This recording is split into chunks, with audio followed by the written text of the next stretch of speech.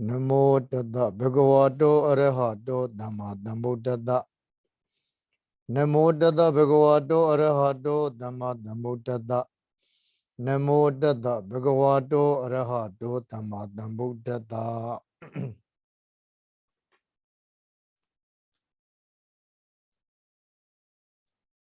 Lungere Niga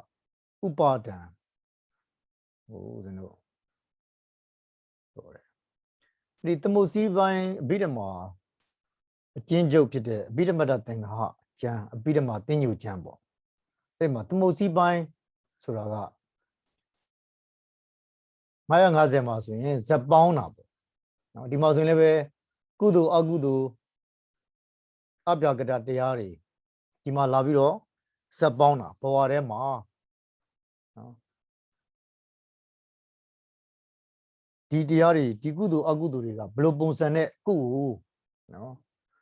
Mutara le Suragu Zeno Yojarabo Yojare Kajaro Shima Adawa Oga Yoga Ganta Upadan Sobiro Zeno Yoga Bibi Ludi Miare Niwaranatia Niwaranatia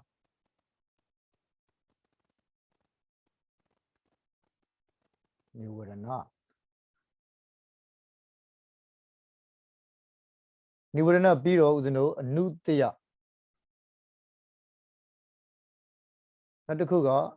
Tanyozin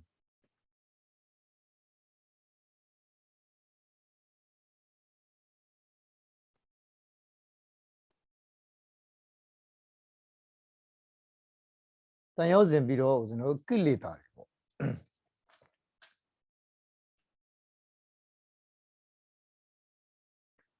Nameribe Piondore Zeno Zagonia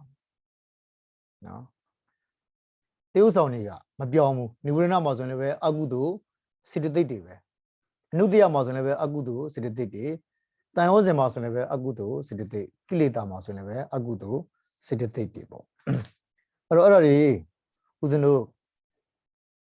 Kana Tabiro no Tiamaga Bro Agudu Diari no Tengere Seyo Sidideo Consciousness and mental factors for Already Tengere Agudu Sega Tesenaba Agudu Sididega Teseliba Ari Agudu Tiamia Dibele no Mimiru Boare Majoro Namamune Cheleni Alubra no Adawa Oga Yoga Ganta Ubadan Niwarana Zura San Mepurigu Pesu Tare Tia Tagape Tare Tiari She was set all meow Niwarana Diari Shini Libra Nudia Surariga Mimiru is the Darema Tandra Tashalo beginningless a summer beginnings in Asashi, who are beginningless today. Tandara the Boa. A summer ten, Tandara, the Shalom, Kuyan Londarema, Kui Eni, Muri Bobia, and Nudiari, Kenny Alpera. Is a Darema. Tayozen Nigaro, Juribo, Juri Neku, Chinontara. Kilidajaro Mirilu. Tania Bimazo, and yet Jirilu. Milu le bure, Piro, and yet Jirilu leve ku, no. Choosing a diary, Alongu, no.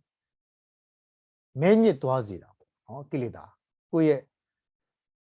Shima Tengere, Agudu Bechanga, Agudu say, Agudu Sidic, so the Lube, Kudu Bechanga leve, Tovana say, Tovana Sidic, Pilubiomo. Clabare Sidigu, Yosudan, Laude, being Nye near Sidigu, Ulongwa, Lonane, Kilitari. Niwarana dia Chaupa Nudia dia Konaba, Tawazenga, Seva, Kilitaga, Seva. Uzeno Daliri, Raga 阿古都是的对的，故事来路的，对吧？加道理，对，阿古都是的对的，多无来过哪来呢？然后背书的多，给我你的多，气囊的多，老麦的多，人能是的多，给你的啊。然后我看那差别哦，没那个表个的，五八单，然后多加了不？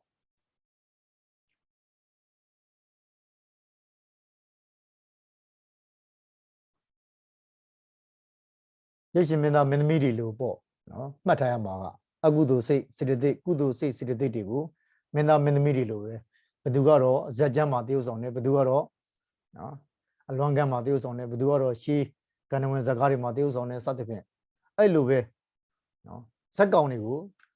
地多比算，对也都不无嘞，哪来多了？这主要是热的，冇分的，高难的那边，တွဲပြီးတော့ရိုက်တယ်ဆိုတော့လည်းတွဲပြီးတော့ရိုက်တယ်အဲ့ဒါကတော့ပကိန်းစေတသိက်တို့နော်ပကိန်းစေတသိက်ပေါ့နော်တပ္ပစိတ္တတာရဏစေတသိက်ကတော့အကောင်းရောပါတယ်အဆိုးလည်းပါတယ်သူက universal ဖြစ်တယ်ပကိန်းစေတသိက်ကနော်ဒါရိုက်တာတွေရဲ့မျက်စိကြောက်မှုပုံမှာမူတည်ပြီးတော့နော်မင်းကကောင်းတဲ့မင်းသားနဲ့တွေ့လိုက်အဲ့ဒါဆိုရင်တက္ကသိုလ်ကျောင်းသားတမုံလည်းပဲလုပ်ငန်းထဲမှာလုပ်ဖို့ကံပဲနော်ဒါမှမဟုတ်လည်းမင်းကလူစိုးလို့နော်နောက်ကတနက်လောက်ဖြစ်နောက်ကထမ်းပြီးတော့လိုက်အဲ့လိုပကင်းစေတသိက်တွေသဘောအဲ့တော့ဘာဖြစ်ပြောနိဝရဏတရားအနုတ္တိယတရားတန်ရောစဉ်တရားကိလေသာတရားတွေကိုခဏခေါင်းစဉ်လောက်ပဲမှတ်ထားမယ်အဲ့ဒါတွေဟာအကုသိုလ်တွေကနေပြီးတော့သေုပ်ဆောင်နေတဲ့ဇက်ကောင်ဇက်တွေလို့ဦးဇင်းတို့နားလည်ဖို့ပဲ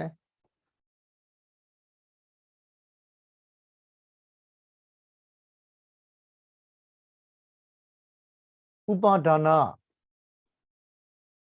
ပစ္စယဘောဆိုပြီးတော့ပြောတယ်ဥပါဒံကြောင့်ဘဝဖြစ်တယ် attachment ကြောင့်ဘဝဖြစ်တယ်ဘဝဖြစ်တော့မနေ့ကဇေယျထဲမှာနော်ကမ္မဘဝပြီးတော့ဥပ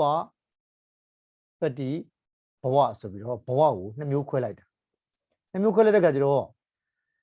ကမ္မဆိုတာက action ကိုပြောတာပါနော်ဥပပတ္တိကပြောမှဆိုရင် becoming ကိုပြောတာ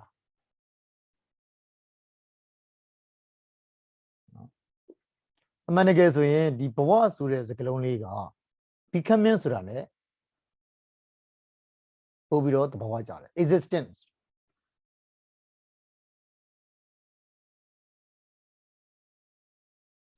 တည်ရှိမှုဖြစ်ပေါ်မှုကိုဘဝလို့ဦးဇင်းတို့နားလည်တာအဲ့တော့ဒီမှာကျတော့မြတ်စွာဘုရားရှင်ကဥပါဒနာပစ္စယဘောလို့ဟောလိုက်တယ်ဟောတဲ့အခါမှာဆွလန်းမှုတွေ့တာမှုမနေ့ကပြောတဲ့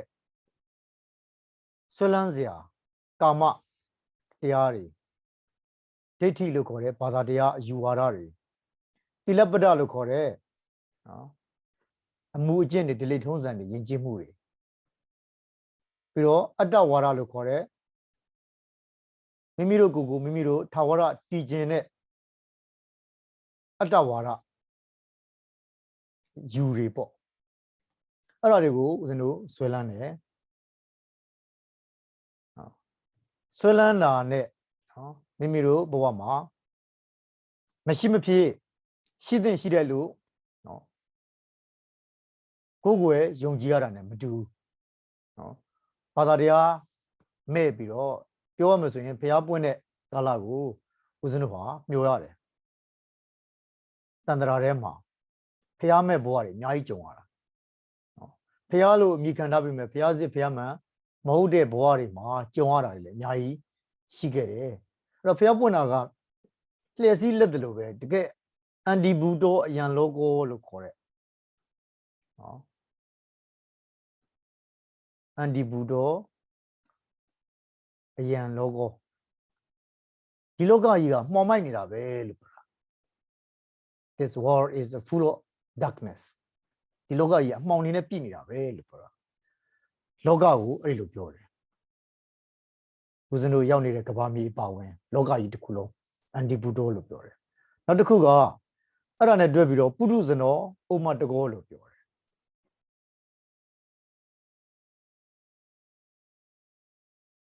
ပုထုဇနောဩမတကောလို့ပြောတယ်ပုရုဇဉ်တွေဟာအယူတွေပဲလို့ပြောလိုက်တာအလုံးခြုံပြီးတော့ပြောလိုက်တာအဲ့ယူတာတွေကနော်ရှေ့မှာပြောခဲ့တယ်ကာမနဲ့ပတ်သက်ပြီးတော့ယူတယ်ဘဝနဲ့ပတ်သက်ပြီးတော့ယူတယ်ဒိဋ္ဌိနဲ့ပတ်သက်ပြီးတော့ယူတယ်နော်အဝိဇ္ဇာနဲ့ပတ်သက်ပြီးတော့ယူတယ်နော်ဒီဩဃယောဂဂန္ဓ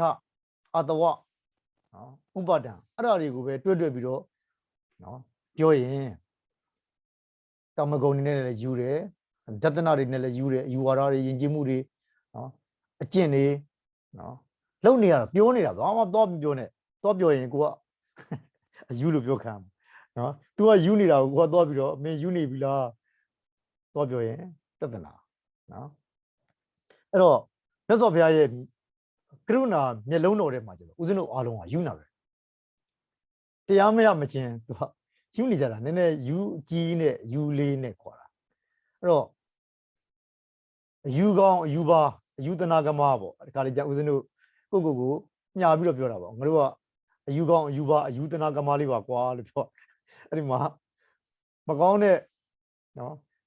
ဥပါဒံရဲ့ဟိုဘက်ကနော်တွဲဆက်တဲ့ plus ကမကောင်းရင်သူကစာယူပေယူကြတော့ကောင်းတယ်စာယူပေယူတရားယူပေါ့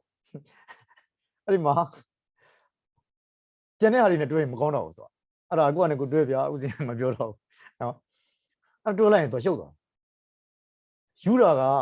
အားလုံးဒီယူပဲလို့မြတ်စွာဘုရားကမြင်တော်မူတယ်တရားဓုမရမချင်းဒိဋ္ဌိနဲ့ဝိသိကိစ္စမပြုံမချင်းမင်းကယူနေတာပဲယူတော့ရှေ့ကနော် plus လုံးမဲ့နော်ဘာလို့လုံးမှာလဲနော်ဦးဇင်းတို့ဆိုငယ်ငယ်တုန်းကအင်္ဂလိပ်စာသင်နေတယ်ကိုရင်ကျောင်းစာသင်စရာစာသင်ခန်းကလည်းမရှိဘုန်းကြီးကလည်းခွင့်မပြုဆိုတော့ကျောင်းသားတွေစီကနေပြီးစာအုပ်တွေခုတ်ဖတ်တာပေါ့ဆရာဘုန်းကြီးမသိအောင်အင်္ဂလိပ်စာဘူယူပေါ့အဲ့တော့ဒီကိုရင်ကတော့ဘူယူလေးပါကွာလို့ပြောတာနော်နာရကောင်းမှလည်းမသိပါဘူးနားလည်းမနာပါဘူးနောက်တော့ကြပြားတွေစာတွေဖတ်တယ်ဖတ်တော့အဲ့ဒါလည်းပဲဆရာဘုန်းကြီးမသိအောင်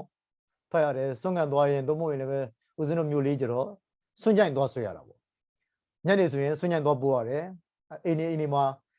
တန်ချောင်းလေးတွေရိုက်ထားတယ်ဦးဇင်းနေကြတာဝန်းတုမှာအဲ့ဒီအိမ်ရှိမှာတိုင်လေးတွေမှာသို့မဟုတ်ရင်လည်းပဲအိမ်တိုင်မှာတန်ချောင်းလေးရိုက်ပြီးတော့ဂျိုင်လေးတွေချိတ်ထားတာအဲ့ဒါကိုဦးဇင်းတော့သွားပို့တယ်ညနေမနေ့ကျရင်ပြန်ယူပေါ့တစ်နေ့နှစ်ခေါက်မျိုးတွေကိုသွားတယ်ဦးဇင်းတို့တက်တာမှာအခွင့်အရေးပဲအဲ့ဒီချိန်မှာစွန့်ကြိုင်သွားပို့တယ်ဆိုညနေကိုရင်နေသွားပို့ရင်လည်းစာအုပ်ဆိုင်ကစာအုပ်ဝင်ပြီးတော့လက်ကနေဝင်ငှားတာပေါ့အဲ့တုန်းကဦးဇင်းတို့ကာတွန်းစာအုပ်တွေ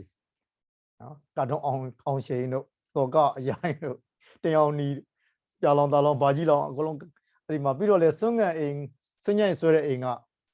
ကျောင်းဆရာဆရာမတွေကျောင်းသူကျောင်းသားတွေစီကရွှေသွေးတို့တေးစားတို့အဲ့ဒါတွေငှားတာပေါ့နော်ကာတွန်းစာအုပ်တွေဝတ္ထုစာအုပ်တွေနောက်တော့တဖြည်းဖြည်းအရွယ်ရောက်လာတဲ့ခါကျတော့အခြေဝတ္ထုတွေပေါ့မြင့်မောင်မောင်တို့မောင်တာပြည့်တို့နော်အဲ့ဒီမှာနွန်ကြတိုင်းတို့မောင်စင်ဝင်းပရိကုန်းတို့အဲ့ဒါတွေဘာလို့လဲဆိုတော့ဆရာဘုန်းကြီးမသိအောင်ကိုကြက်နေတဲ့နော်ဘုန်းကြီးကလည်း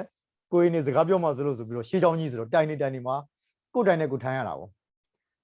စကားမပြောအောင်အဲ့တော့ okay ပေါ့ကိုလည်းပဲကိုတိုင်နဲ့ကိုဘာလို့လဲဆိုတော့တရားသင်ညိုအခုဦးဇင်းတို့သင်နေတဲ့သင်ညိုစာအုပ်ဂျာတရားစာအုပ်ဂျာအဲ့ဒီမှာကာတွန်းစာအုပ်ထည့်ပြီးတော့ဝိတုစာအုပ်တက်ပြီးတော့ဖတ်တာပေါ့အဲ့ဒီမှာဘုန်းကြီးကလည်းအဲ့ဒါချောင်းတာပဲနောက်ကနေတိုင်နောက်ကလာချောင်းပြီးတော့ပြုံးနေစော်ထည့်တာပဲပြီးရင်စာအုပ်သိမ်းခံပြီဆိုဒုက္ခရောက်ပြီးတော့မှတ်ပြီးတော့ကိုရင်ပေါ့စားဘာလို့မှမသိတော့စာအုပ်သိမ်းပြီဆိုရင်ဘုန်းကြီးလည်းပြန်မပေးဘူးဘာလို့လဲဆိုတော့ဆရာဘုန်းကြီးလည်းတော့မတောင်းရဘူးတောင်းရင်တော့ပေးမှာပါဘုန်းကြီးကအဲ့မှာစာအုပ်ခိုးဖတ်ရကောင်းလားဆိုတော့အဲ့ဒီတော့စာအုပ်ရောဖို့ကြိုးစားတော်တော်မချောင်းတာအဲ့ဒါရတဲ့မုံမိုးပြန်စုကိုရင်လေးဆိုပြီးတော့မုံမိုးပေးတာကိုစုပြီးတော့ဘာလို့ လဲအဲ့ဒါစာအုပ်ဆိုင်တော့ပြီးတော့ရွေးရတယ်တော့ရောရတာပေါ့နော်အဲ့တော့ဘုန်းကြီးကလည်းဒီကိုရင်စာယူပေယူလို့ပြောတာပေါ့နော်စာယူပေယူဘိုယူနော်အင်္ဂလိပ်စာလည်းယူ နောက်ကြတော့အဲ့တုန်းကနိုင်ငံတကာရေးကဂျာနယ်တွေကလည်းဖတ်သေးတာသတင်းစာတွေဖတ်ပြီးတော့ဟာဘက်ကတက်မှာတော့ဘာဖြစ်တယ်ဦးစင်းကကိုရင်ပေါ့စာလေးပြောတာအမေရိကကတော့ဘာဒီကိုရင်ကနိုင်ငံခြားယူပါကွာအဲ့လိုကိုရင်ဆရာဘုန်းကြီးကငယ်တော့ကမ္ဘာမြေပုံတွေလည်းအဲ့ဒီမှာပတိကူဝင်နေဆွဲပေါ့အဲ့လိုပေါ့ယူတာငယ်တော့ကတော့ယူတာနောက်ကျမှတကယ်ဖြစ်လာတဲ့ခါကျမှဒီကိုရင်ကတကယ်ဖြစ်လာတာပေါ့နော်ဆရာဘုန်းကြီးကအဲ့ဒီကျမှကြီးမွမ်းတာကိုတော့ကတော့ခေါင်းခောက်ဖို့ပဲအဲ့တော့ပြောချင်တာကယူတာအလုံးဒီတစ်ခုမဟုတ်တစ်ခုတော့ယူနေတယ်ယူကောင်းယူပါယူတနာကမနဲ့ယူစုအဲ့ဒါပဲကွာတာပေါ့နော်အဲ့တော့အန်တီပူတော့အရန်လောကော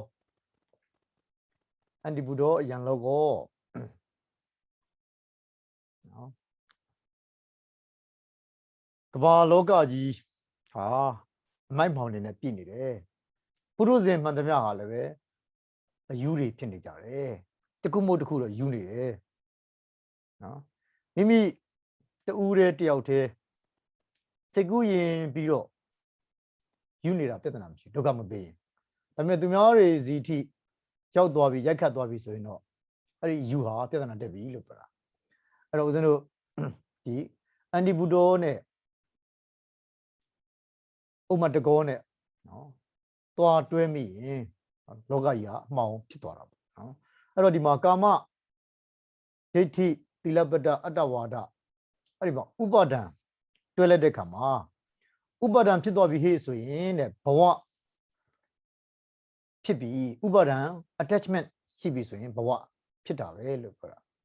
မနေ့ကဦးဇင်းတို့ဇာလေး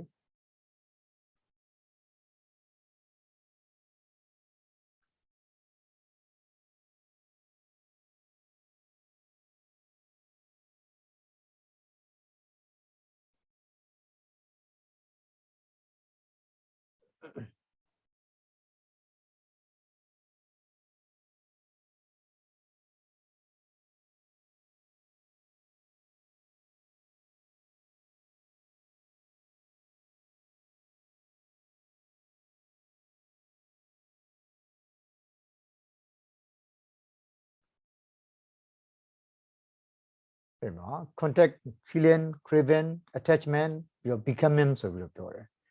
ကမ္မဘဝနဲ့ဥပပတ္တိဘဝဆွဲလန်းမှုဖြစ်ပြီဆိုရင်တဲ့ကမ္မဘဝလို့ခေါ်တဲ့ action တွေလုပ်တော့တာပါပဲတဲ့ action တွေလုပ်ပြီးဘာလို့လဲဆိုရင်တဲ့ကုသိုလ်ကံအကုသိုလ်ကံတွေပြုပြီးကိုရကျင်တဲ့ပန်းတန်ရောက်ဖို့အတွက်နော်ကောင်းသောအရာတွေကိုလည်းပြုတယ်နော်ဆိုးသောအရာတွေကိုလည်းပြုတယ်ဥပါဒံကသူ့ကိုလုံးဝကိုနော်တွန်းလွတ်တော့လား push လုပ်တော့လားနော်ဥပါဒံကအဲ့ဒီမှာတဲ့ကုသိုလ်ဥပါဒံကနေပြီးတော့ကမ္မလို့ခေါ်တဲ့ action တွေကိုဖြစ်ပေါ်စေပါတယ်ဖြစ်ပေါ်စေတဲ့အခါကျတော့ရှေ့မှာတော့ငါဦးဇင်းတို့ဇာတ်တွေအများကြီးပြခဲ့တယ်နော်စိတ်ဖြစ်ပေါ်ပုံပြောတဲ့အခါမှာဇောဆိုတာနော်ဦးဇင်းတို့ဒီမှာလည်းပဲထူပါဦးအာယုံတစ်ခုခုနဲ့ထိခိုက်တဲ့အခါမှာဘဝင်ဖြစ်နေတဲ့နော်စိတ်တွေဟာနော်အတိဒဘဝင်ကဆလနာဘဝင်ကုပစ္စေတာဒီမှာပြင်စဒေါရလို့ခေါ်တဲ့နော်အာယုံ၅ပါးရဲ့တကားပြင်စဒေါရတကား၅ခုတစ်ခုခုပွင့်ဖို့ဆိုရင်ဒီမှာ at parting လောက်တယ်မှတ်ပြီးအဲ့ဒီမှာမြင်ပြီဆိုရင်စက္ခုဖြစ်ပြီးစုံစမ်းပြီးတမ္ပတိဆိုင်ဖြစ်ပြီး receiving လုပ်ပြီးလက်ခံပြီးတန်တိရဏက investigating လုပ်ပြီးစုံစမ်းပြီးဘိုးထောကဆုံးဖြတ်ပြီးတာနဲ့တပိုင်းနဲ့ဇောတွေဖြစ်ပြီးလို့ပြောတာဒါလေးကိုတော့အမြဲတမ်းနော်ပြီးတော့မှအဲ့ဒီဖြစ်ပြီးသားနော်အာယုံကိုပြန်ပြီးတော့စမြုပ်ပြန် register လုပ်တာ registration လုပ်တာအဲ့ဒါကိုဒရာယုံလို့ခေါ်တယ်ဒီမှာစိတ်နော်ဖြစ်စဉ်တစ်ခုပြီးသွားတယ်အဲ့တော့ message တမိတ်တွင်းမှာဆိုတော့ဦးဇင်းတို့ကဒီမှာမရှင်းဖြစ်နေကြတာပေါ့ဇောမှာဒီနေရာမှာဘယ်လိုများယောနိတော်မနတိကာရဖြစ်လိုက်ပါလေနော်ဒီနေရာမှာဦးဇင်းတို့ကစာနဲ့ပြောကြတဲ့အခါမှာဝုထောဆုံးဖြတ်ပြီးတဲ့အခါမှာနော်ဆုံးဖြတ်ပြီးတဲ့အခါမှာယောနိတော်မနတိကာရအာယောနိတော်မနတိကာရဖြစ်ပြီးတော့အကောင်းအဆိုးအာယုံကိုမှီပြီးတော့ကုသိုလ်ဖြစ်မယ်အကုသိုလ်ဖြစ်မယ်လို့ပြောတယ် message တမိတ်တွင်မှာဦးဇင်းတို့ကဒီ စာရေးပြတဲ့ process ကိုကြည့်ပြီးတော့ဟာဒီနေရာမှာဘယ်လိုဖြစ်မှာလဲမဟုတ်ဘူးတဲ့မျက်စိတမိတ်တွင်းမှာစိတ်ပေါင်းဂရေတသိန်းလောက်ဖြစ်ကျုပ်သွားတယ်ဆိုတော့ဒါမျိုးတွေကအကြိမ်မောများစွာဖြစ်တာဖြစ်တဲ့ကမှာဘာလဲဆိုတော့အကြိမ်များမှဦးဇင်းတို့ဆိုကြပါစို့နော်ရေပေါက်ကလေးတွေကျနေတာကြည့်လိုက်ရင်ဖြည်းဖြည်းလေးတာတာလေးလို့ထင်ရတယ်အချက်ပေါင်းများစွာကျတဲ့ခါအဲ့ဒီမှာအလွန်မာကြောတဲ့ဆိုတဲ့ကြောက်သားတွေခွက်သွားတာမျိုးနော်အလွန်ခိုင်ခတ်မာတယ်ဆိုတဲ့တန်ကြီးတက်ပြီးတော့ကြေမွသွားတာမျိုးအဲ့လိုပဲဒီအာယုံတစ်ခုမှာဦးဇင်းတို့ကဒီဖြစ်စဉ်လေးတစ်ခုပဲဖြစ်ပြီးတော့ဒီမှာပဲယောနိသောမနတိကာရကနော်ဒီချိန်မှာဖြစ်ဘယ်ချိန်မှာဖြစ်ဆိုတာမျိုးတွေတန်တရားတွေဖြစ်အမှန်မဟုတ်ဒီလိုအချိန်ပေါင်းများစွာဖြစ်တာနော်ပရမဖြစ်ပြီးတဲ့ကမှာဒရဏုဝတ္တကနော်မနောတော်တာဝုထိဆိုပြီးတော့ဖြစ်တယ်ဒါဦးဇင်းတို့ကလည်းစာနဲ့ပြောနေတာဦးဇင်းတို့လည်းပဲစိတ်ကိုပြန်ကြည့်တဲ့ကမှာနော်မောင်းတာအလိုမကြတာချစ်တာခင်တာအဲ့လိုတွေတန်းဖြစ်သွားတယ်လို့ပဲကိုကထင်တာဒါမြတ်စွာဘုရားဟောလို့သာမြတ်စွာဘုရားရဲ့ဉာဏ်တော်နဲ့ဆရာတော်ကြီးတွေလည်းပြောတယ်ဒါတွေကမြတ်စွာဘုရားရဲ့ဉာဏ်တော်အရာဖြစ်တယ်နော်အဲ့တော့မြတ်စွာဘုရားရဲ့ဉာဏ်တော်နဲ့လျင်မြန်စွာဆင်ញင်လို့ဒါတွေကိုမြင်နိုင်တယ်ဦးဇင်းတို့ကမမြင်နိုင်ဘူးဟောဘယ်နာမှာလက်ခံလိုက်မှဘယ်နာမှာစုံစမ်းလိုက်မှဘယ်နာမှာဆုံးဖြတ်လိုက်မှဦးဇင်းတို့ကိုဆိုရင်မသိဘူးအဲ့တော့အခုအဘိဓမ္မာဒေသနာတော်ရဦးဇင်းတို့ကသိခွင့်ရတဲ့အခါကျတော့ယောနိသောမနတိကာရအာယောနိသောမနတိကာရအရာကုသိုလ်အကုသိုလ်တွေဖြစ်ပြီးဆိုတာနားလည်သွားတယ်နားလည်သွားတော့ဒီစိတ်ဖြစ်စဉ်နော်ဂေတိတသိန်းဖြစ်တာပဲဖြစ်ဖြစ်နော်အခုပြောမှဆိုရင်အခုမြင်နေတဲ့အတိုင်းလေးပဲဦးဇင်းတို့နားလည်တာပဲဖြစ်ဖြစ်တေချာတာကတော့ဦးဇင်းတို့ဟာနော်ယောနိသောမနတိကာရဖြစ်ဖို့ကြိုးစားရမယ်ဆိုတာဒီမှာနားလည်လာတယ်ပြီးတော့မှသဘောရနော်အာယုံတစ်ခုကိုမြင်ငါတို့ဒီဘာလုပ်ရမှာလဲယောနိသောမနတိကာရဖြစ်အောင်လုပ်ရမယ်နှလုံးသွင်းရမယ်အကျေဘယ်တော့မှဖြစ်မယ်ဖြစ်တယ်ဆိုတာဦးဇင်းတို့မသိဘူးသို့တော့ဦးဇင်းတို့သိသွားတာကအာယုံတစ်ခုကိုမြင်ငါတို့ဒီကောင်းတာပဲမြင်ဆိုတာပဲမြင်အဲ့ဒီပေါ်မှာသင်တော်အပြင် proper thinking ဖြစ်ဖို့ positive thinking ဖြစ်ဖို့ကြိုးစားရမယ်ဆိုတာအဘိဓမ္မာဒေသနာသင်ယူခြင်းအပြင်နားလည်လာတယ်အဲ့တော့ဥပါဒံကြောင့်ဦးဇင်းတို့ဟာဘဝဖြစ်တယ်ဆိုတာကမ္မလို့ခေါ်တဲ့ action ကိုလုပ်တယ်အဲ့ဒါကိုပဲဦးဇင်းတို့ကံလို့ပြောတာပေါ့ action ပြစ္ဆုတ်ပံဘဝမှာအခုဆွဲလန်းနေတယ်အခုကာမဂုဏ်တွေရထားတဲ့ကာမဂုဏ်တွေဆွဲလန်းနေတယ်အခုကိုယ်ကွယ်နေတဲ့ဘာသာတရားနော်မှန်နေရင်တော့မှမဆွဲနဲ့လို့ပြောတာကိုယ်ကွယ်နေတဲ့ဘာသာတရားတမ္မာဒိဋ္ဌိဖြစ်တယ်ဘုရားလည်းမှန်တယ်တရားလည်းမှန်တယ်တန်ခါလည်းမှန်တယ်ဒါတော့မှဆွဲလန်းသွားရင်အဲ့ဒီကိုယ်ကွယ်နေတဲ့ဘာသာတရားကပျောက်ပြီးတော့ဆွဲလန်းမှုကြီးအခွန်ကြီးကြံနေခဲ့တယ်လို့ပြောတာနော်မြတ်စွာဘုရားခဏခဏသတိပေးတယ်မင်းတို့တရားဆိုတာဖောင်လို့ပဲဖို့ဘကန်းကိုရောက်အောင်နော်ကူးသွားရမယ်ဖောင်ဖြစ်တယ်လှေဖြစ်တယ်လှေနာဝါဖြစ်တယ်သို့မဟုတ်ဒရာဖြစ်တယ်နော်အဲ့ဒါကြီးကိုနော်ထမ်းသွားဖို့မဟုတ်ဘူးလှေဆိုတာကူးသွားဖို့နော်အဲ့ဒါမျိုးသတိပေးတယ်နော်အဲ့တော့မမှန်မှုဆွဲပြီဆိုရင်တော့ तू ကဘာသာတရားကလည်းမှားနေသေးတယ်ဆွဲလန်းမှုကြီးလည်းပါနေသေးတယ်ဆိုရင်တော်တော်ကိုအဖြစ်ဆိုးပြီလို့ပြောတာအဲ့တော့ဥပါဒံကြောင့်ဦးဇင်းတို့ဟာ action ကိုလုပ်ကြတယ်ပိုင်ဆိုင်မှုတွေကိုအကြောင်းပြုပြီးတော့ action လုပ်ကြတယ်ယတနာယူဝါဒညီကျင့်မှုတွေကိုအကြောင်းပြုပြီးတော့ငါနိုင်ငံငါလူမျိုးနော်ငါဘာသာတရားငါယဉ်ကျေးမှုနော်အဲ့ဒါတွေလည်းပဲဦးဇင်းတို့ကပညတိသမုဒိနယ်ပယ်တွေမှာဓမ္မနဲ့ကာကွယ်ရမှာတွေရှိတယ်နော်ဓမ္မအားလျော်စွာပြုမှုဆောင်ရွက်ထိန်းသိမ်းရတာတွေရှိတယ်ဒါတွေလည်းပဲမြတ်စွာဘုရားကသမုဒိနယ်ပယ်ထဲမှာတုတ်တန်ဒေသနာတွေနဲ့မင်းကျင့်ဝတ်တွေရှိတယ်ပြည်သူပြည်သားတွေရဲ့ကျင့်ဝတ်တွေရှိတယ်အမတ်တွေတေနာပတိတွေရဲ့ကျင့်ဝတ်တွေရှိတယ်နော်ဆရာသမားတွေရဲ့ကျင့်ဝတ်တွေရှိတယ်မိဘတွေရဲ့ကျင့်ဝတ်တွေရှိတယ်အဘိဓမ္မာဒေသနာနဲ့ဆင်ခြင်ပြီးတော့တုတ်တန်ဒေသနာနဲ့ပြုမှုဆောင်ရွက်ဖြတ်တန်းရတာဆိုတာဦးဇင်းအစာပိုင်းမှာပြောခဲ့ပြီသို့တော့ဦးဇင်းတို့နားလည်ရမှာကနော်ဒီပရိစ္ဆေသမုပ္ပါဒေသနာဒါလည်းပဲအဘိဓမ္မာဒေသနာဒါကိုနားလည်ဆင်ခြင်ပြီးတော့ငါအခုဘာတွေလုပ်နေလဲဆိုတာသိဖို့လို့ပြောတာနော် ဒါဝိပဿနာမတိုင်ခင်အစာအုပ်ကိုသိဖို့စာနဲ့သိဖို့ဦးဇင်းတို့ကြိုးစားနေကြတာဝိပဿနာသမားတွေတကယ်ထဲထဲဝင်ဖြစ်သွားပြီဆိုရင် तू ကသူ့ကိုယ်သူသိသွားပြီ present moment ကိုသိသွားပြီငါဘာလုပ်နေတယ်ငါဘာဖြစ်နေတယ်ဆိုတာသိသွားပြီဦးဇင်းတို့မသိဘူးအဲ့ဒါကိုသိဖို့ပြီးတော့မှလည်းကြိုးစားနေကြတာနော်အဲ့တော့ဥပါဒနာပစ္စယဥပါဒံကြောင့်ကာမ action ကိုလုပ်ကြပြီနော်ဆွဲလန်းမှုတစ်ခုခုကြောင့်နော်ဒီဘဝနော်ဒီကာမဂုဏ်တွေမဆုံးရှုံးခြင်းဘူးဒါတွေပို့ပြီးတော့ကောင်းခြင်းတယ်ပို့ပြီးတော့ရခြင်းတယ်ဒီဘဝမှာလည်းမဟုတ်ဘူးနောက်ဘဝမှာလည်းပဲနော်နောက်ဘဝမှာလည်းပဲနော်ပရိသန်နေသုတိဦးဇင်းတို့ခဏခဏပြောတယ်နော်တုတ်တန်ဤဗိဓမာနီအတိတ်နာကပြစ္ဆုတ်ပံအနာဂတ်ဒီဘက်ကအတိတ်တုတ်တန်အတိတ်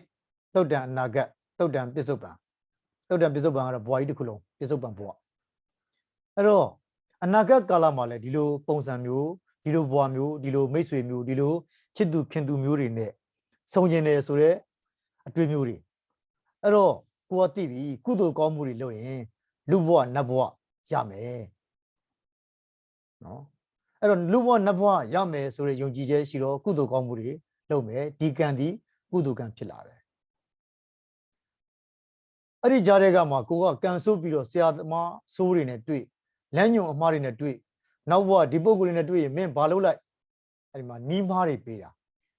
ရှေးတုန်းကဆိုရင်တော့ရစ်ပူဆိုတာတွေပေါ့နော်ပတင်နေကောသလမင်းကြီးအိမ်မဆိုးတွေမဲ့ပြီးတော့နော်နောက်ဒီနေ့သူ့ရဲ့အိမ်မက်တွေပြောပြတဲ့အခါမှာပုံနေတော်တွေကနေပြီးတော့အလွဲတွေဟာရှင်မင်းကြီးအိမ်မဆိုးတွေမဲ့ရင်တော့ရေရာချီရမယ်အဲ့ဒီမှာသူတို့သားတရားသူတို့သမီးတရားမြင့်တရားစင်တရားစသဖြင့်အဲ့မှာတက်ဖြတ်ပြီးတော့ရစ်ပူစောရမယ်နော်အဲ့ဒီလိုမျိုးနီးရမားတွေပေးရင် तू သူ့ရဲ့အသက်သူ့ရဲ့ချမ်းသာသူ့ရဲ့ဘဝမပစ္စည်းရတွေ तू ဘာလုပ်မှာလဲအကုသိုလ်ကံတွေလုပ်မယ်နော်အဲ့တော့ဥပါဒံဒီမစွန့်ရရေးပဲကိုစုပ်ကင်ထားတာတွေကိုမစွန့်ရရေးဟာသူ့ရဲ့နော်ဒီမှန်ချက်ရွေချက်နော်အဲ့တော့ तू ဒီဆရာကောင်းတမကောင်းနော်မိကောင်းဖာကောင်းမိတ်ဆွေကောင်းနဲ့တွေ့ရင်တော့ကုသိုလ်ကံတွေလုပ်ပြီးတော့တကယ်တာတာရရသူကတိဘဝကိုသွားမယ်ကုသိုလ်ကံတွေပြုလုပ်ပြီးတော့ဆရာဇိုးတမဇိုးမိတ်ဆိုးဆွေဇိုးအပေါင်းအသင်းဇိုးတွေနဲ့တွေ့ပြီဆိုရင်တော့အကုသိုလ်ကံတွေပြုလုပ်ပြီးတော့နော်ဒုက္ခတိဘဝကိုသွားမှာပေါ့အနာဂတ်ဘဝသူ့ရဲ့ဘဝဟာလုံးဝကိုအခြေအနေမကောင်းတော့ဘူးလို့ပြောတာအဲ့တော့ကမ္မလို့ခေါ်တဲ့ action တွေကိုလုပ်ကြတယ်အဲ့ဒီမှာခုနကပြောတယ်ဘဝဆိုတာဟာကမ္မဘဝ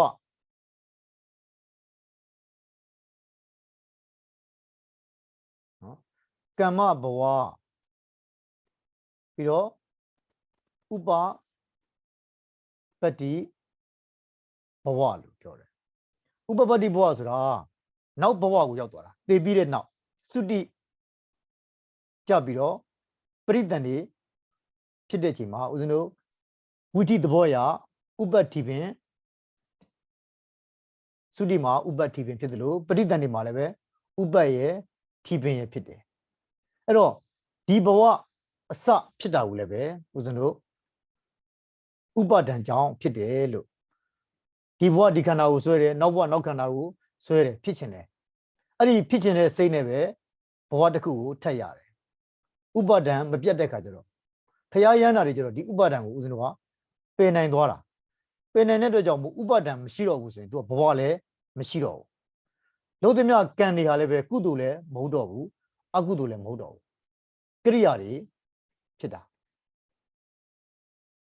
နော်ဦးဇင်းတို့ပုရုဇဉ်ပုဂ္ဂိုလ်တွေကဥပါဒံရှိနေတဲ့အတွက်ဥပါဒံနဲ့လို့သမျှဥပါဒနာပစ္စယကမ္မဘဝနော်ဆိုရင်အဲ့ဒီကံများသည်ကုသိုလ်ကံတော်၎င်းအကုသိုလ်ကံတော်၎င်းဖြစ်တယ်အဲ့ဒီကုသိုလ်ကံအကုသိုလ်ကံအားလျော်စွာနောက်ဘဝဆိုတာဖြစ်မယ်အဲ့တော့ဥပါဒံကနေပြီးတော့ဆင်ပွားသွားတာကမ္မလည်းဟုတ်တယ်ဥပပတ္တိလည်းဟုတ်တယ် becoming ဒီဘဝမှာ ကံနေကုသိုလ်တွေအကုသိုလ်တွေလုပ်မယ်နောက်ဘဝမှာပဋိသန္ဓေတစ်ခုကိုထပ်ပြီးတော့ရမယ်ရတဲ့အခါမှာဒီဇာတ်လေးမှာနော်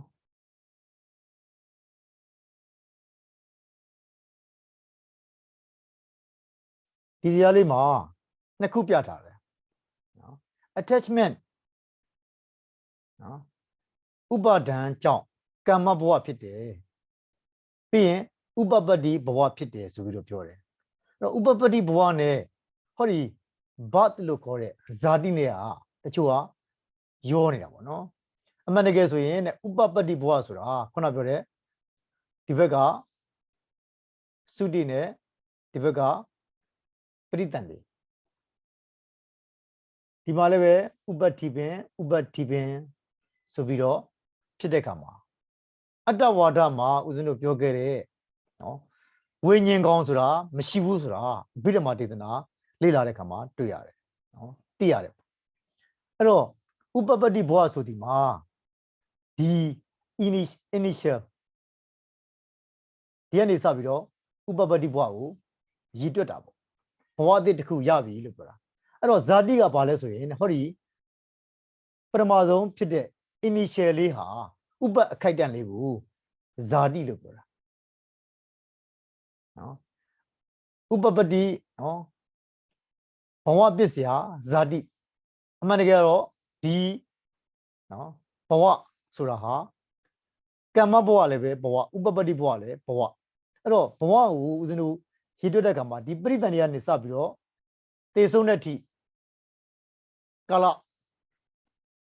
အဲ့ဒါကိုဥပပတ္တိဘဝလို့ပြောတယ်အဲ့ဒီဥပပတ္တိဘဝဖြစ်တာနဲ့တပံနဲ့ဇာတိလည်းပဲ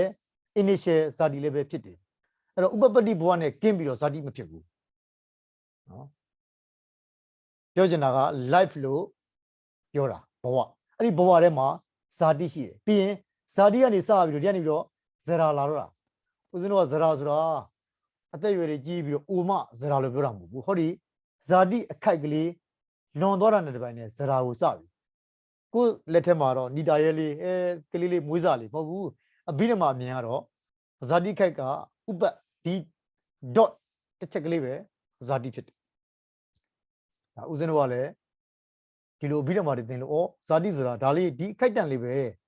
တော့ဥပပတ္တိဘဝနဲ့ဇာတိကိုခွဲထုတ်ပြီးတော့ပြောလို့မရဘူးဥပပတ္တိဘဝတည်ဇာတိအစအဲ့တော့ဇာတိနဲ့ဥပပတ္တိတည်တွဲနေတာနော်ဆရာတော်တွေအဲ့ဒါရှင်းပြတယ်ဥပပတ္တိနဲ့ဇာတိနဲ့မင်းတို့ခွဲထုတ်လို့မရဘူးနော်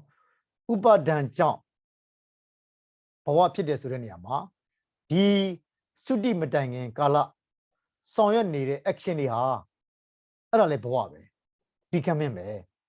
သို့တော့သူက action ကိုဘဝလို့ပြောတာဒါကိုကြတော့နောက်တဘဝကူးပြီးတော့ပဋိသန္ဓေအစကိုဥပပတ္တိဘဝလို့ပြောတယ်နော်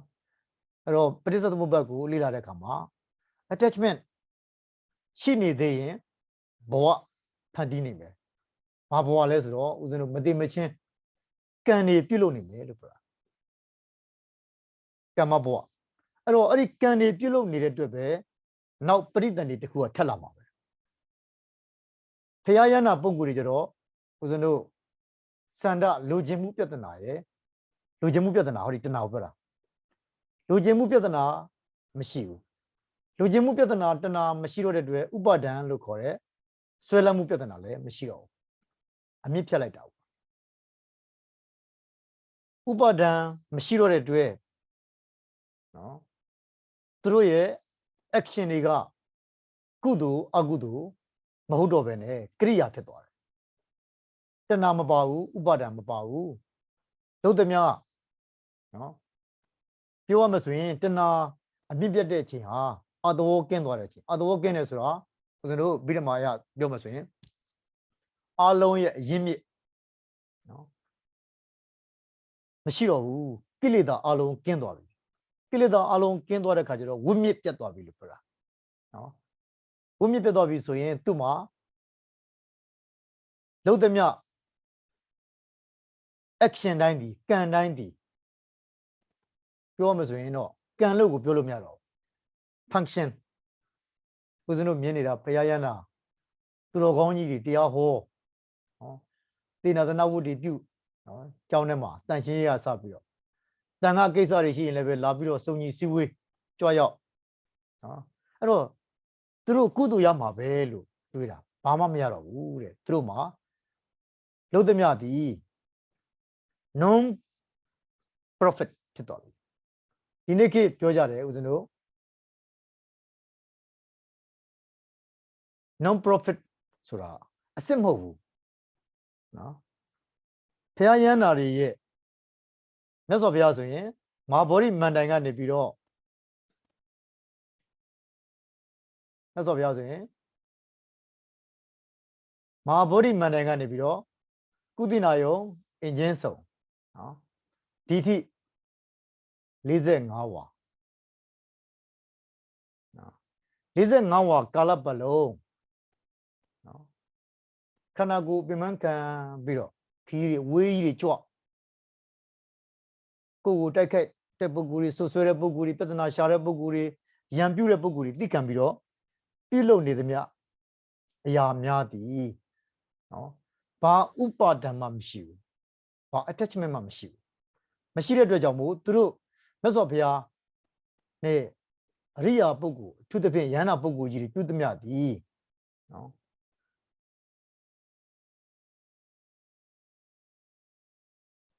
functional ပဲဖြစ်တယ်ကိရိယာပဲဖြစ်တယ်ဘာလို့ဆိုတော့ non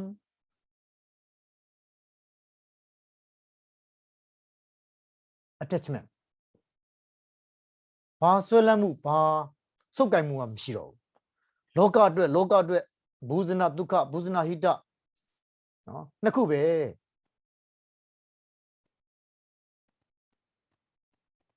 ဘဟုဇနာဟိတဘူဇနာဒုက္ခအဲ့ဒါကိုပဲဘူဇနာကိုလောကလို့ပြောတယ်လောကဟိတလောကဒုက္ခအဲ့တော့ non attachment ဖြစ်တဲ့ခါကျတော့ non profit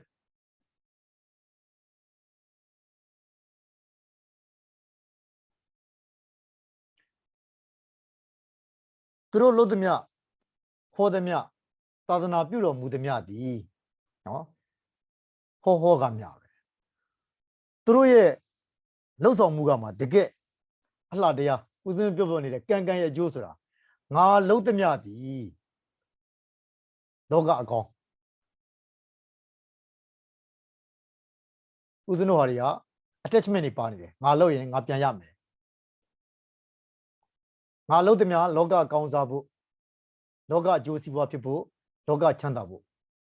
နော် non profit